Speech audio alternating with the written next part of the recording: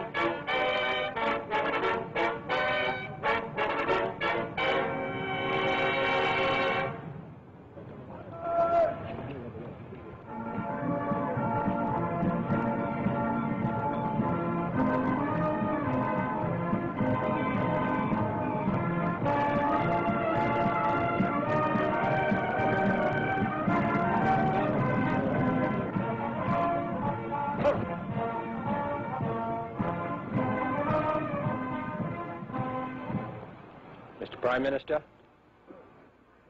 separated as we are by geography and history, we also find a sense of kinship to your government, which in its separation of powers between the executive and the legislature and the judiciary bear a resemblance to the balance of powers which we have felt in this country best ensures the liberty of the individual. We are particularly heartened to have you visit us. Prime Minister, you're welcome. Mr. President, I have great pleasure to convey to you and to the people of the United States the warmest greetings from the President of my country, from the government and the people of the Somali Republic. I'm looking forward to our meeting, which I'm sure will contribute on the creation of good relations between our two countries. Thank you.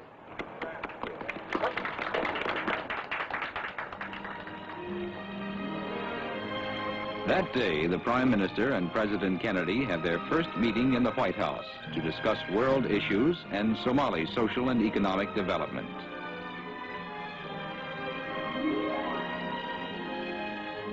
At the Sharma Hotel, the Somali ambassador to the United States, Omar Moalim, gives a reception for Prime Minister Abdirashid. He welcomes G. Menon Williams, Assistant Secretary of State for African Affairs.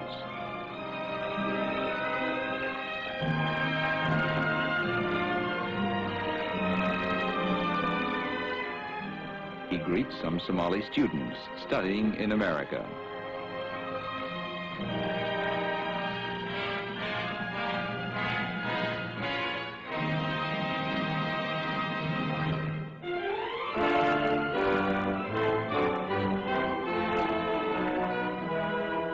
On his second day, he pays a visit to a famous Washington landmark, the Islamic Center and Mosque.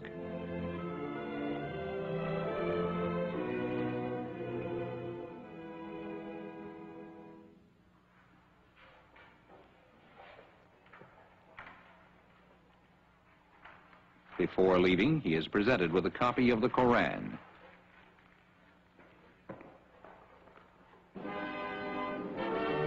At the President's guest house, Prime Minister Abdirashid is host to President Kennedy and leaders of official Washington.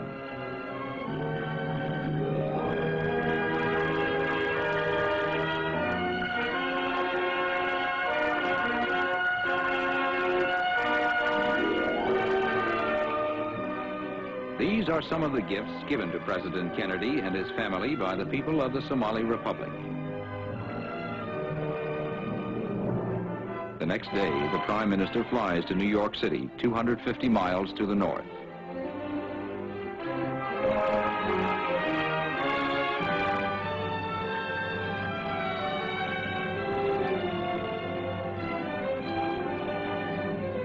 From his airplane, he sees the United Nations headquarters for the first time.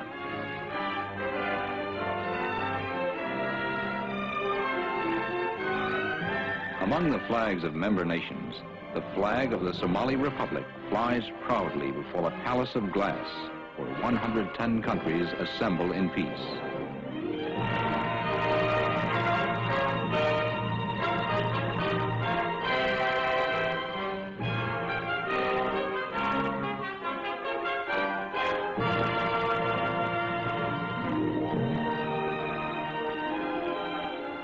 The Prime Minister arrives at the United Nations to keep an appointment with Sir Muhammad Zafrullah Khan, President of the General Assembly.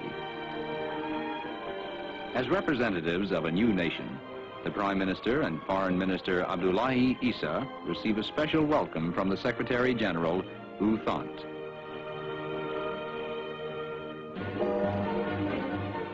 His first night in New York, Mayor Robert H. Wagner gives a reception in his honor. The mayor presents him with a golden key of welcome to New York City.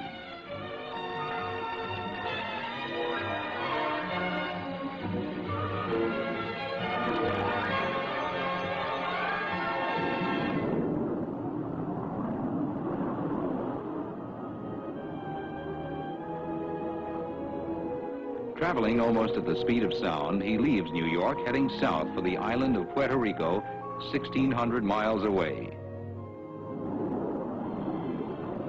The Commonwealth of Puerto Rico is an associate member of the United States, a tropical island with a climate much like that of the Somali Republic, the coastline washed by the seas of the Caribbean and the Atlantic.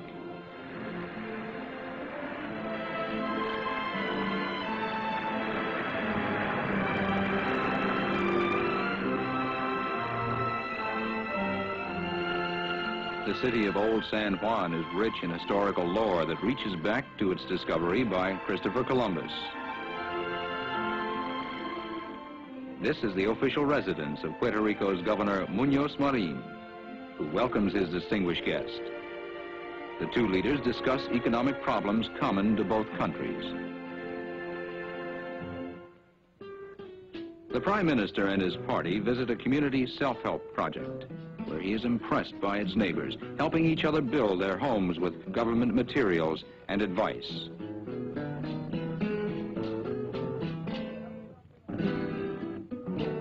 This cooperative project is one of many that have brought progress to this once impoverished island.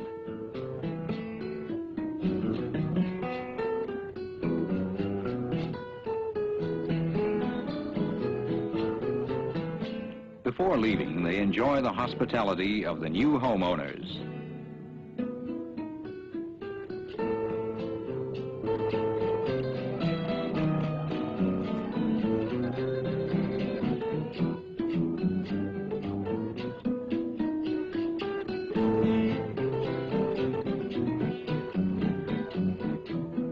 Their visit at an end, the Prime Minister and his party leave for the airport.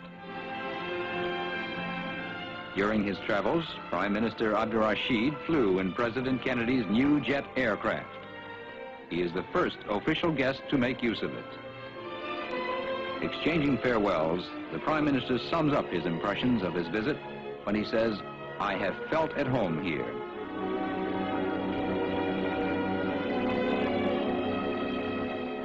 Returning homeward, Prime Minister Abdirashid Ali Sharma can feel assured that his visit has brought the Somali Republic and the United States closer together.